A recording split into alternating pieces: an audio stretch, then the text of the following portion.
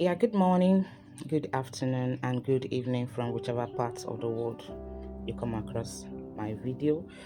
This is Yeye Princess Ajebu Kumi Olokun Media.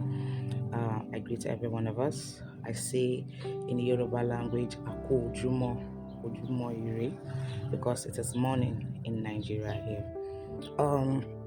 A quick one. Um, a few days ago, a lady came across one of my videos on TikTok where I had talked about uh, female kings of Olokun, that is Obabirin Olokun, that have refused to answer their call simply because maybe they want to remain married, or they just feel they don't need to answer their call, or they're running away from answering their call. Yes, I had posted that video, I think sometime last week or a fortnight ago. That video is on my YouTube page. It's also on my TikTok page. So the lady, she contacted me. First of all, she said she wanted to do IFA consultation. I did the consultation for her, where it was revealed to me that she had a call to actually be a Yemoja priestess, not an Olokun priestess, a Yemoja priestess. And after I told her my findings from IFA, and then I talked to her about the call, and then she said, yeah, the truth is, I'm not the first person that is telling her that she has a call. Yes, that a couple of people have told her before now that she has a call, but she doesn't think she wants to answer that call. So when I asked her, I said, when you know you have a call, like you have done IFA consultation from other places before, and it was revealed to you that you have a call, and you have decided that you do not want to answer that call, so why come to me for consultation? Why are you wasting your time when you have already known that this call you're not ready to answer it, and you know you have a call? So why come to me? She said it's because she wanted me to help her ask Ifa what is going to be the penalty if she refuses to answer the call. That I should help her consult with Ifa and ask Ifa what is going to happen to her as a result of her refusal to answer the call. And then I told her, I said I won't do that. No, I won't help you consult Ifa to ask Ifa what is going to happen to you if you fail to answer your call. The call is yours. Answer it or not, the decision is yours. But I want you to know something. That spiritual call is not going to go away simply because you refuse to answer it. I said, I don't know, maybe they told you somewhere that something bad is going to happen to you. I don't know who might have told you that something bad is going to happen to you, but I am telling you that whether something bad happens to you or not, you see that call that is on you, it's not going to go anywhere.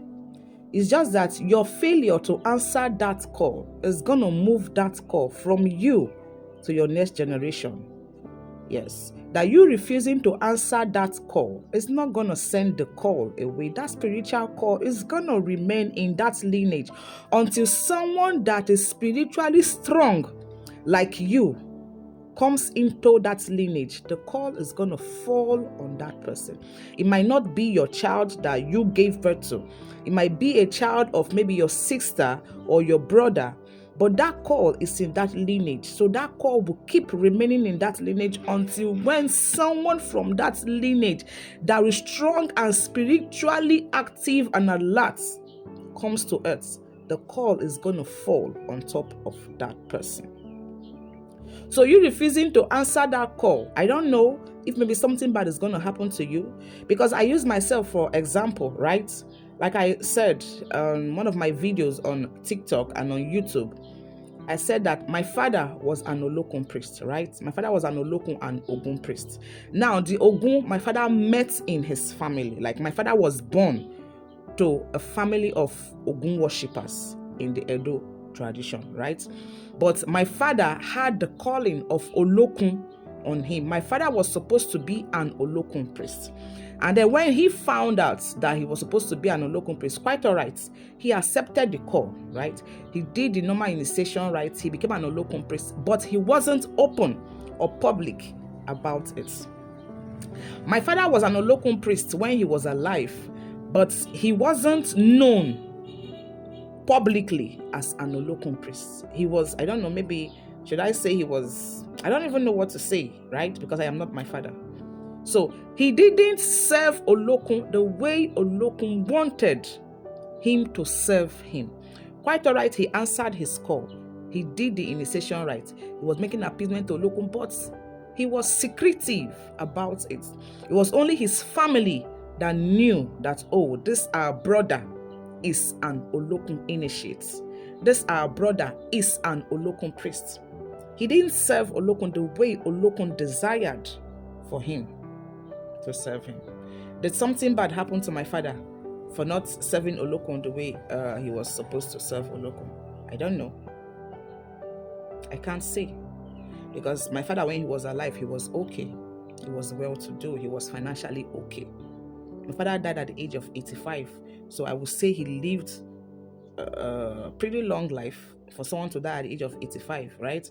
He lived a pretty long life. So, men looking at my father, physically, he was okay. But I can't talk about the spiritual aspect. If he had spiritual battles that he was fighting.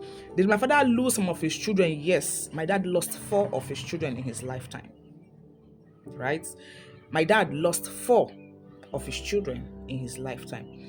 Was it as a result of him not answering his call the way he was supposed to answer the call that made him to lose those children? I don't know, right? I was a kid. I was a small girl back then.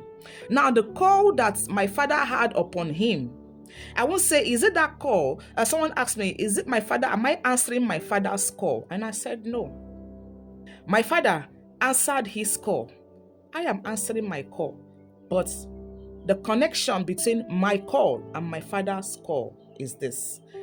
Because my father did not answer that call the way he was supposed to answer it.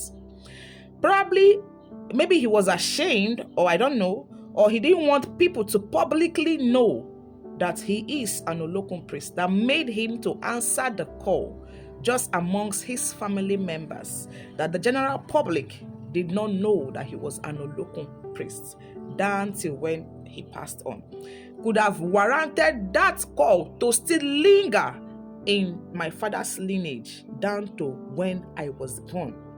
And then amongst my father's children, because my late dad was a polygamist, right? My father had many wives and a lot of children, and I happened to be the youngest of all my father's children.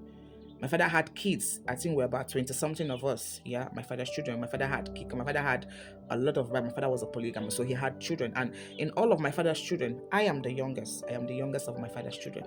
So the spiritual calling that my father did not answer the way he was supposed to answer that call came and rested upon my father's offspring that is spiritually connected to my father. I am not answering my father's call. I am answering my call. But the relationship between my dad and me is because the same deity that was resting upon my father, asking him to serve as his priest, to be open about it. Because one thing about these deities, you cannot be ashamed of them. You cannot call yourself an Olokun priest, an Oshun priest, a Yemoja priest or priestess, and then you are ashamed of that deity. You cannot do that. If you are an Olokun priest, a Yemoja priest, an Aje priest or priestess, you should be happy, open, proud about it. I am a proud Olokun priestess. I am a proud Aje priestess. I am a proud Yemoja priestess. I am proud. I am happy. So what am I trying to say? If you fail or you refuse to answer your call, bear it in mind that that spiritual call is not going to leave your lineage. It is going to wait until when the next generation that is spiritually inclined, aligned, connected, powerful like you comes into earth, and then the call is going to fall back on that person.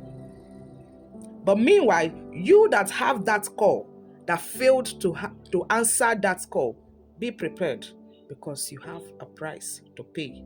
Your failure to answer your spiritual call, you have a price to pay. I don't know what the price is. It is not mine to say, but be prepared. You're going to pay the price.